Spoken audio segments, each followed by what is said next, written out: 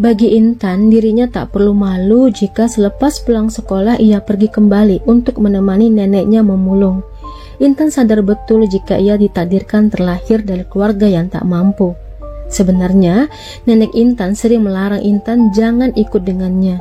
Namun Intan beralasan jika ia ingin mencari tambahan uang jajan. Di rumah, Intan juga rajin membantu ibunya.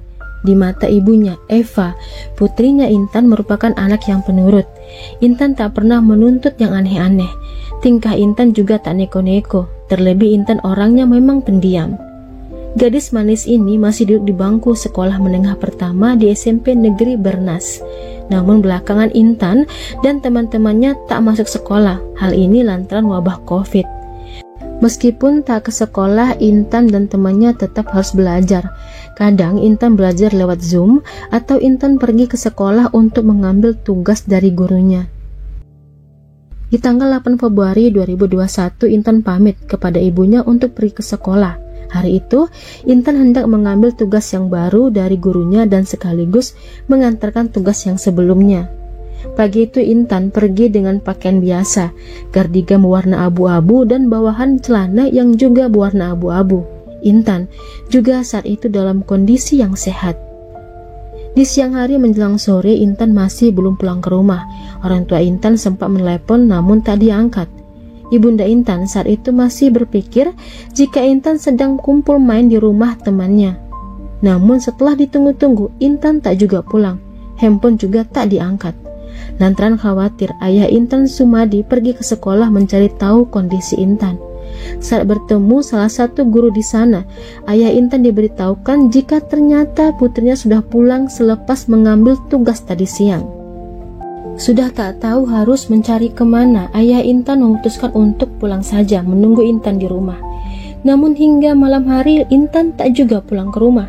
Handphone juga tak bisa dihubungi. Keluarga pun mulai panik.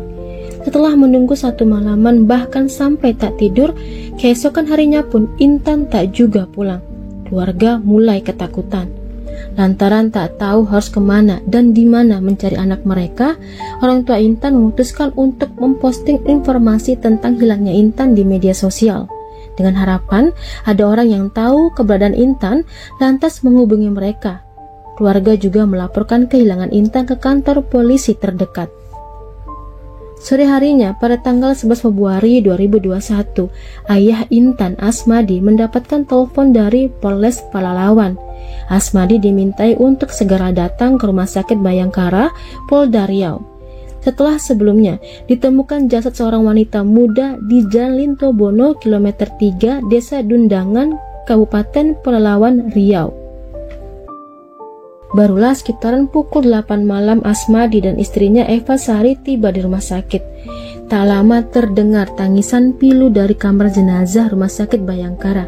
Asmadi dan istrinya harus menerima kenyataan jika jasad yang tadi siang ditemukan di Jalan Lintobono adalah jasad putri mereka, Intan Auliasari. Dini hari setelah dilakukan otopsi, sekitaran pukul jam 2 malam, jasad Intan pun dikebumikan. Bagi Asmadi dan Eva, tentunya meninggalnya Intan sudah cukup membuat mereka terluka. Namun duka dan luka saat itu semakin menyakitkan setelah pihak rumah sakit dan polisi menyatakan jika visum jasad Intan anak mereka sedang hamil. Sementara itu, pihak kepolisian pada tanggal 19 Februari 2021 setelah mengumpulkan saksi dan berdasarkan rekaman CCTV, berhasil menangkap pria muda yang diduga adalah pelaku pembunuhan Intan. Tersangka pun mengakui jika ialah pelaku tunggal pembunuhan Intan. Lantas, apa alasan tersangka hingga sanggup dan tega membunuh Intan yang saat itu sedang hamil?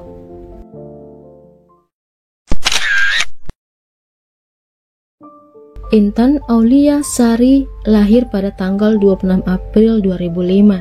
Intan terakhir kalinya bersekolah di SMP Negeri Bernas, Riau. Pada tanggal 8 Februari, Intan pamit ke ibunya untuk pergi ke sekolahnya guna mengambil tugas sekolah. Berdasarkan rekaman CCTV, sekitaran pukul setengah 12 siang, Intan dijemput dengan mobil Kijang LGX di Jalan Sakura, Pangkalan Kerinci. Mobil itu dikendarai oleh seorang pria. mobil lantas bergerak melewati Jalan Seminai dan setelahnya sempat singgah ke SMP Negeri Bernas yang terletak di Jalan Abdul Jalil. Saat itu sekitaran pukul 11.50 siang. Setelah 20 menit di sekolah, Intan tampak kembali lagi ke mobil tersebut. Setelahnya mobil tampak berkeliling kota Pangkalan Kerinci dan mengintari jalan lintas timur. Saat berada di daerah Desa Kemang, mobil terlihat berhenti. Di dalam mobil inilah keduanya terlibat pembicaraan serius, di mana Intan saat itu mengakui jika dirinya sedang hamil. Keduanya pun bertengkar di dalam mobil.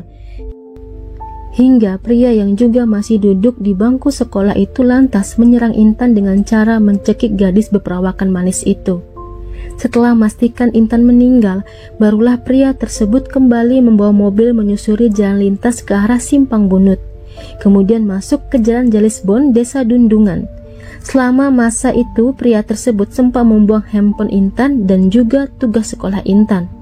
Barulah setibanya di Jalan Lintas Bono, Desa Dundangan, Kecamatan Pangkalan Kuras, Kabupaten Pelalawan, Provinsi Riau, sekitaran jam 13.30 siang.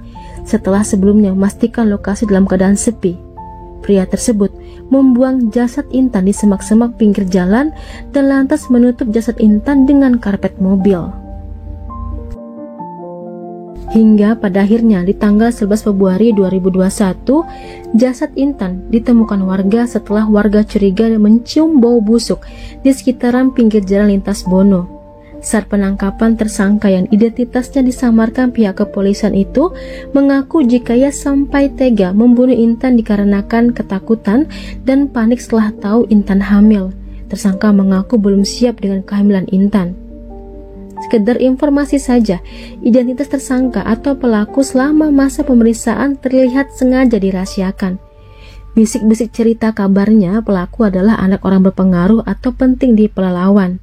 Namun ada juga alasan lain, yaitu karena usia tersangka yang masih duduk di bangku sekolah. Pengadilan pun digelar di Pengadilan Negeri Pelalawan. Di tanggal 26 Maret 2021 jam 2 siang, sidang putusan pun dibacakan. Lantaran memandang usia pelaku yang masih sekolah, maka pelaku divonis 7 tahun penjara dan hukuman 6 bulan melakukan kerja sosial.